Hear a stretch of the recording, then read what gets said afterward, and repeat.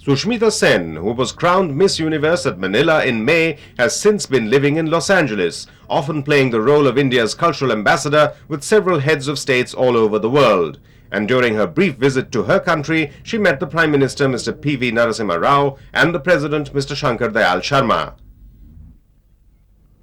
The by now fabled smile and the ready wit were very much in evidence at the press conference in one of Delhi's leading five-star hotels, where the Miss Universe, in her customary articulate manner, answered queries regarding herself and her role as a beauty queen.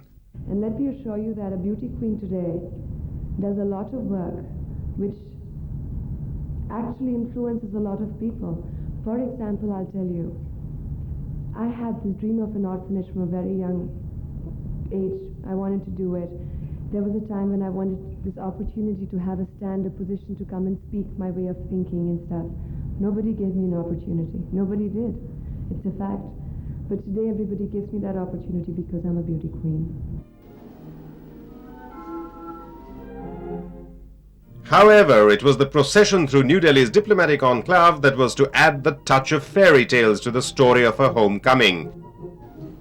Thousands of the capital's citizens, including hundreds of school children, lined both sides of Shantipat as the Miss Universe rode along in a carriage escorted by 7 horsemen. And Sushmita, attired in a sequined cream-colored robe, was at her charming best, waving to her frenzied fans and throwing stems of roses at them. It is this charm that Sushmita has used to spread her message of goodwill. And as her whirlwind trip to the country came to an end, it was this charm again which has left in its wake a mesmerized following, chanting the refrain of this popular song as a magic mantra.